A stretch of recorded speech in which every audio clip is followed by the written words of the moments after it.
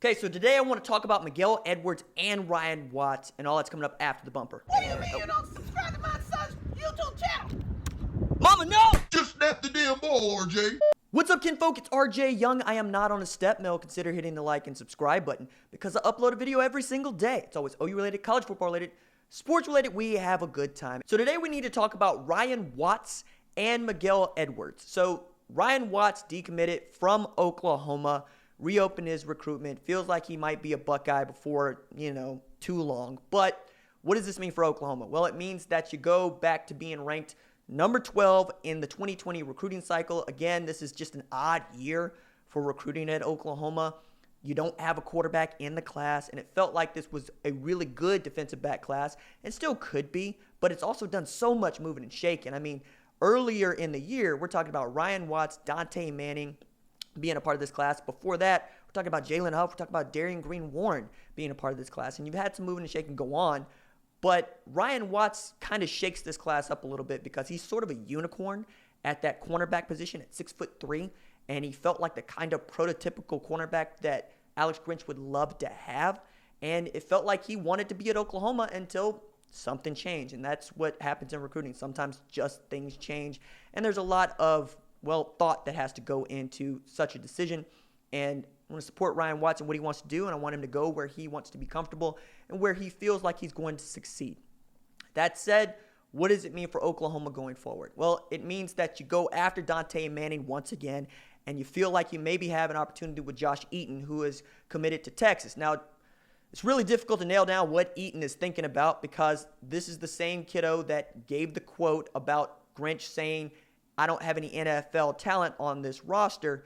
That doesn't necessarily seem to be the case 4 games into the season, as Oklahoma is ranked number 12 in passing defense. That's actually pretty outstanding. Now, Oklahoma hasn't really played anybody either. For perspective there, their strength of schedule right now is rated number 41 in the country by team rankings.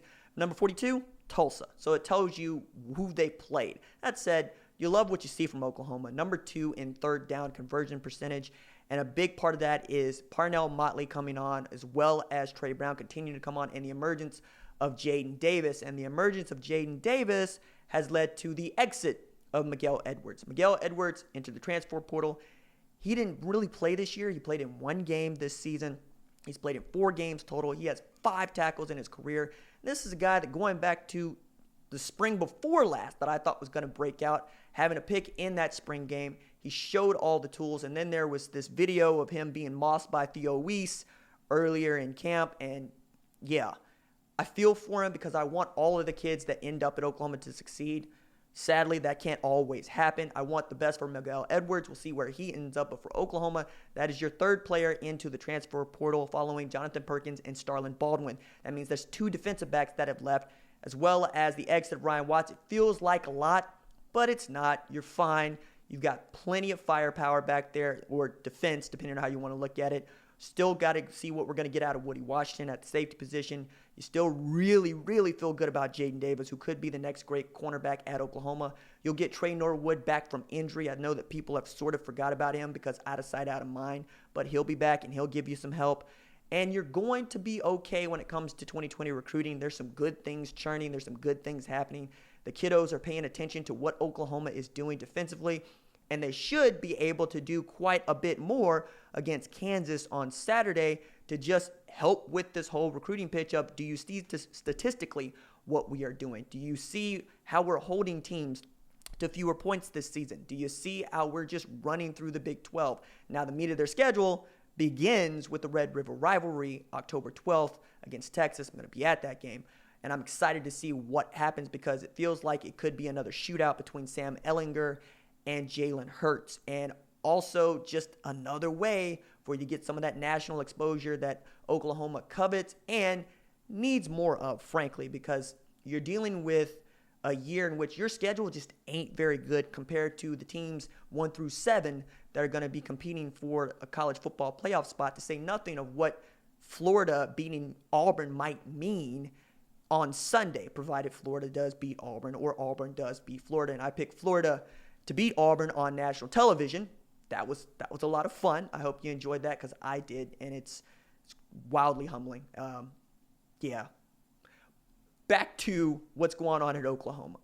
Again, you're going to close out the class probably ranked inside the top 15 at the worst. Right now, you're at 12. Like I said, you have an opportunity to get into the top 10, but again, it's really difficult to tell, especially without a quarterback joining this class, and that just becomes that much more frustrating, especially when I take a look at what Lincoln Riley has been able to do with Jalen Hurts. Now, I'm on record as saying I don't think he's that great a passer, but his numbers would tell you that's far from the truth, RJ. He's completing like 77% of his passes. He's thrown for nearly 1,300 yards in 4 games, and he's got a passer efficiency rating that is north of infinity. It's at like 250, but you get what I'm going there, right? He's like got 30 points separation between him and the next best guy. Again, I really think it has a lot to do with who he's playing against, because if you're watching him make some of these throws, you're going, okay. Is he able to put it where he wants to put it all the time? And I'm measuring him against what I am used to seeing at Oklahoma at quarterback, and that is Baker Mayfield and Kyler Murray over the past 4 years.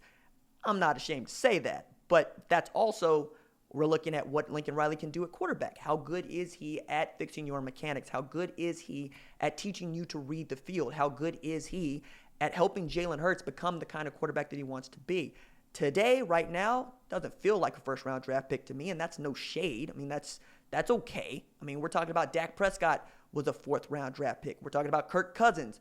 I think it was a third or fourth round draft pick. So it's not unheard of for the dude to get into the NFL and succeed in the right system. But right now, that's what would have to happen. And you can make an argument that that has to happen for everybody. But he's got a ways to go before I feel much more comfortable about projecting him into the 1st or even 2nd round right now. If he got picked before the 3rd round, I would be surprised. But it's not out of the question, and it wouldn't be the first time that I've been wrong. That's just how I see it. And you saw what I did with the passing chart. I'm going to chart the rest of his games and see how he measures up, specifically throwing to the left side of the field, for which I have been utterly critical. So we'll get to see what that looks like. But for now, those are the updates. We'll talk about it more. All right, that's it for me. Deuces.